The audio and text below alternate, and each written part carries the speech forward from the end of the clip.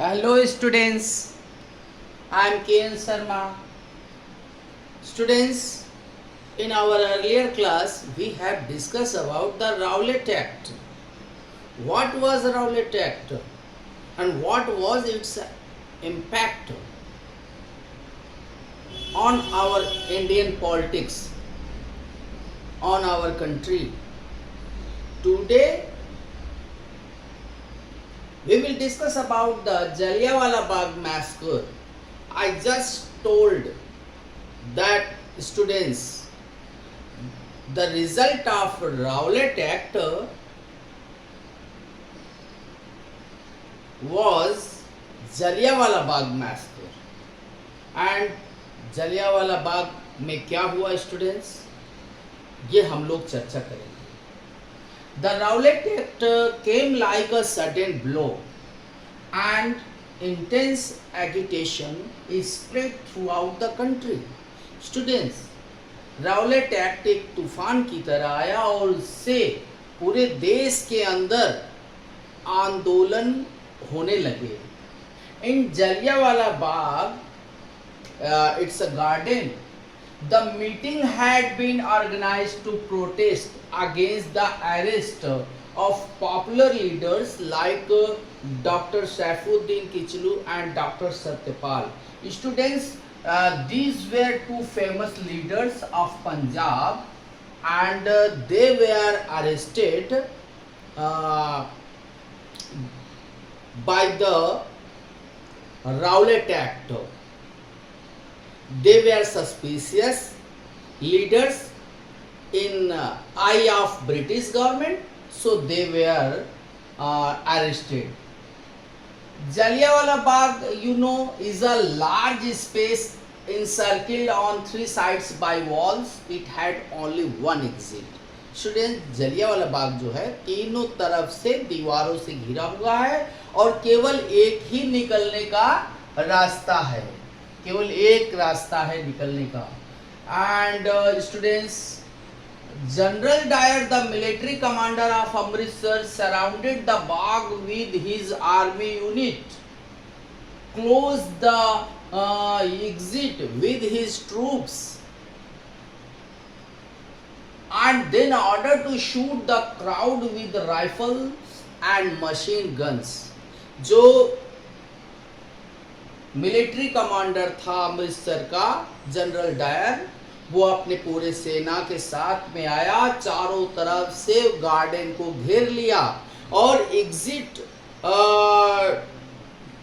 Gate पे भी उसने सेना को रख दिया और फिर उसने ऑर्डर दिया कि उनके ऊपर गोलियां चलाई जाए.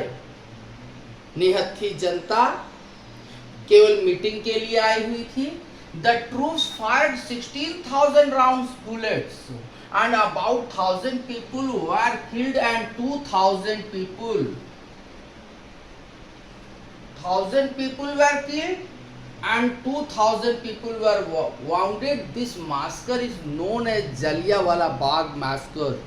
जनरल डायर ने आदेश दिया गोलियां चलाने का. लगभग 16,000 राउंड गोलियां चली और इसके बाद जो है 1,000 लोग मारे गए और लगभग 2,000 के आसपास घायल हो गए. इस सारी घटना को जलियांवाला बाग मैसेकर कहते हैं. क्या इम्पैक्ट पड़ा? What was its impact on Indian politics? The people lost faith in British rule and took the extremist path of violent struggle to get rid of it. Students, लोगों ने, ऐसे तो लोगों को लगता था कि ब्रिटिश गवर्नमेंट बहुत सही है, सख्त है, लेकिन अनुशासित है, अच्छे से काम करती है.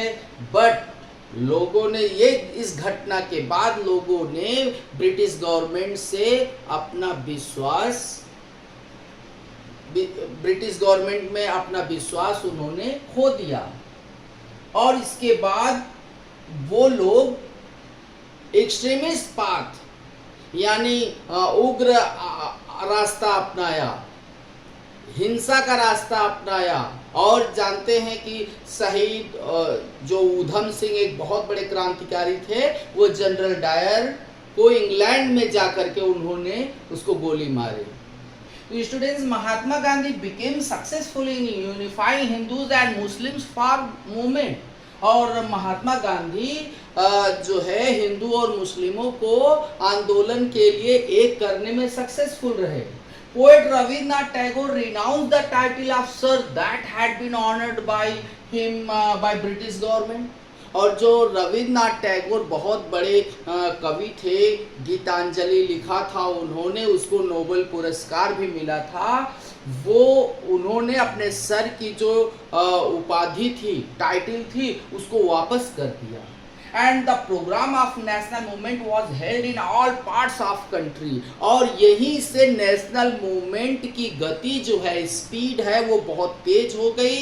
देश में चारों तरफ जो है राष्ट्रीय आंदोलन होने लगे। This was the Jallianwala Bagh massacre students and its impact on Indian politics. I hope you will have understood, students. We will discuss it more about in our next lecture. Okay, thank you, students.